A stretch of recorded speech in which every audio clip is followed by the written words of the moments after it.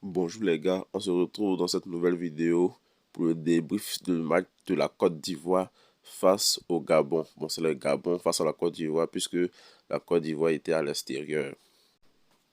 Vraiment, ça n'a pas été facile les gars, ça n'a pas été facile.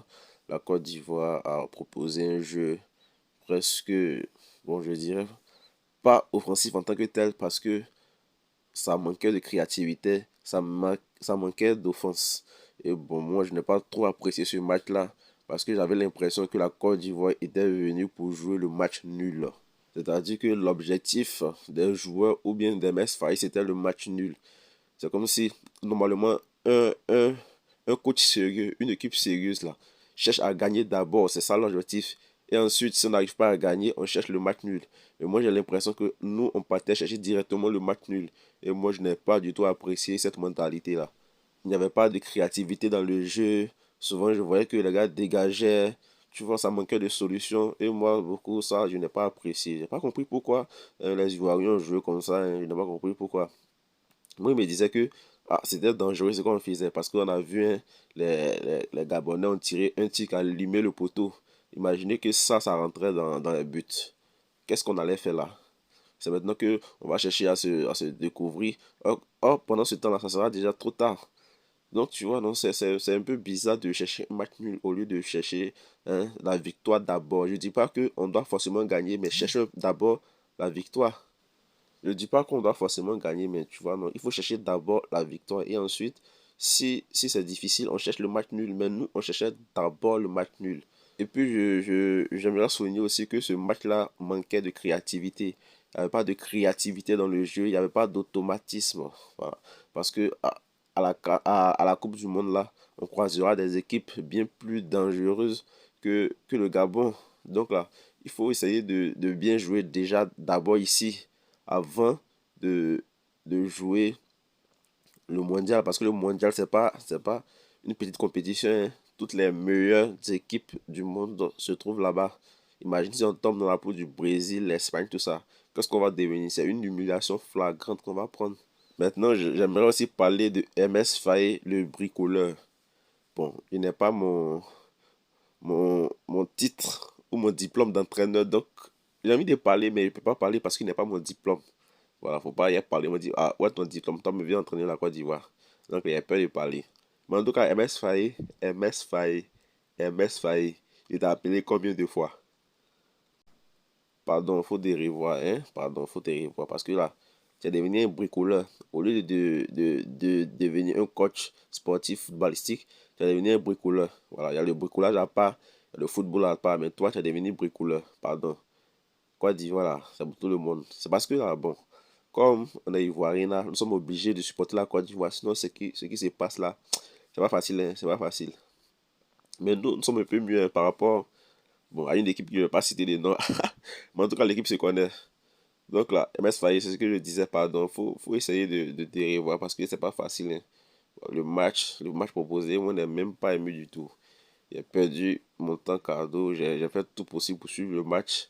Heureusement que je suivais un peu en chose. Comment on dit ça? Je changeais de chaîne parce que le match du Sénégal était vraiment trop intéressant. Ils ont remonté 2 buts. C'était vraiment trop intéressant. Alors que la Côte d'Ivoire, ça faisait dormir. Il y avait des insomnies, mais quand j'ai regardé le match de la Côte d'Ivoire, j'ai eu sommeil. Au moins, je gagne pas le sommeil facilement, mais le match de la Côte d'Ivoire m'a donné sommeil. Il vous dit, il ne croit pas. Vous m'étiez étonné. Donc, il me dit, il a téléchargé ce match-là. Il me dit, bon, le jeu que j'ai des problèmes de sommeil, je vais regarder ce match. J'ai assez critiqué l'équipe maintenant. J'aimerais passer au point positif. Le point positif, c'est que on n'a pas perdu et nous sommes toujours leaders de la poule.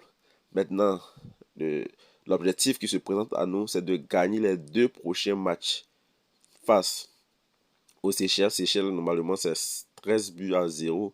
Même si on joue chez eux, et même si on veut, on a qu'à jouer à l'étranger, à domicile, où vous voulez, même au ciel. Voilà. On va les gagner forcément. Maintenant, le Kenya, attention, hein, le Kenya peut nous causer des problèmes parce qu'on l'a vu hein, au match aller. Bien vrai qu'au match aller, on n'a pas joué sur une bonne pelouse. Et aussi, ils ont joué un bloc bas. Et ils ont failli nous marquer, je me rappelle très bien, ils ont failli nous marquer. Donc là, c'est un piège aussi, hein. Si on ne fait pas attention, on peut se faire prendre par surprise. Donc ce serait important aussi de bien gérer ça. Parce que le Kenya peut nous provoquer une belle surprise ou une mauvaise surprise pour nous, mais une belle surprise pour eux. Donc là, il faut essayer de faire très attention aux Kenyans. Donc, à part ces deux matchs-là, je pense que bon, si on gagne le Seychelles, on gagne le Kenya, là, on a assuré d'être premier. Mais l'avantage, comme je l'ai dit, si c'était le match nul, au moins même si on n'a pas gagné, on n'a pas perdu aussi. J'aimerais aussi parler du fait que nous avons joué à domicile. Nous avons joué à domicile et puis nous avons fait un match nul. C'est déjà pas mal, hein. Voilà, parce que le Gabon, c'est une équipe qui gagnait ces matchs-là. Donc, un match nul n'est pas un aussi mauvais résultat, mais ce qui me gêne plus, c'est dans le contenu, en fait. Et actuellement, on peut dire que nous sommes l'une des meilleures défenses parce qu'on n'a pas encore encaissé de but. On n'a pas encore encaissé de but durant 8 journées de qualification, là. On n'a pas encore encaissé de but. Donc ça aussi, c'est un point positif. Le fait que on a fait un match nul à l'extérieur, on n'a pas encaissé de but. Et tout ça, c'est déjà un point positif. Mais j'espère que on pourra remonter.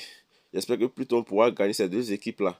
Parce que c'est pas encore fini, hein. C'est pas encore fini. Moi, je veux pas qu'on soit barragiste. Il faut se qualifier directement pour la Coupe du Monde. Ça fait longtemps qu'on regarde la Coupe du Monde sans voir la Côte d'Ivoire. Et ça fait vraiment mal au cœur. Donc moi, je veux qu'on se qualifie pour cette Coupe du Monde-là. Faut pas se décourager. Faut rester concentré. Mais en tout cas, comme je l'ai dit, MS Faye doit se revoir, hein. MS Faye doit se revoir. Bien vrai que c'est pas MS Faye qui joue, mais on sent pas sa touche personnelle maintenant. Voilà. Parce qu'on voyait pendant la CAN qu'il faisait des remplacements qui payaient, mais depuis un certain moment, c'est un peu bizarre. Et la Côte d'Ivoire ne marque même plus. On a trop gagné, un but à zéro, un but à zéro, un but à zéro. Trop de manque de réalisme aussi. Trop de manque de réalisme. J'aime pas ça. On n'est pas réaliste devant les buts. Et ça, c'est problématique aussi. Comme je l'ai toujours dit là, euh, ce genre d'occasion ratée là, ça se paye tellement cher dans les grandes compétitions. Imagine, tu joues contre le Brésil ou bien l'Espagne et puis tu rates une occasion pareille. Mais mon gars, tu es foutu.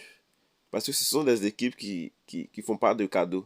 Donc quand tu rates ce genre d'occasion-là, derrière ça, tu payes très cher.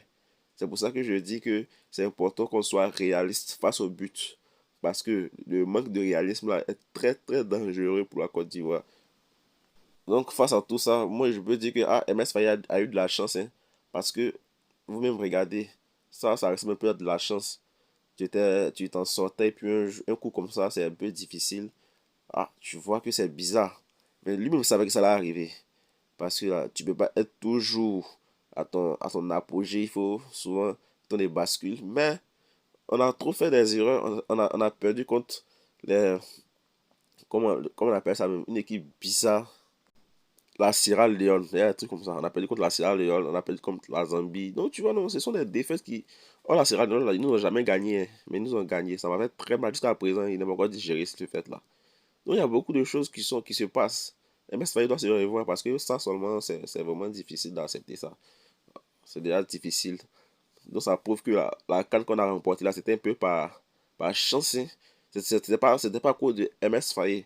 Mais moi, je pense que c'est parce que l'équipe était déjà morte, était déjà galvanisée. Donc, comme on est revenu, voilà, on n'avait plus rien à perdre. Donc, les joueurs se donnaient. Sinon, je ne pense pas que ce soit l'impact de MS Faye. Il faisait peut-être des remplacements au bon moment, au hasard. Parce que actuellement, ce qu'il propose là, c'est tellement médiocre. Tellement médiocre. Voilà. Aujourd'hui, j'aimerais pas parler des joueurs, même si Nicolas Pepe a fait des mauvaises choses aussi. Hein. Voilà, j'aimerais pas trop parler des joueurs. Peut-être après, je vais faire une vidéo où je parlerai spécialement des joueurs. Merci beaucoup à tous. C'était tout pour cette vidéo. On se retrouvera dans une nouvelle vidéo pour faire un autre débrief. Merci beaucoup.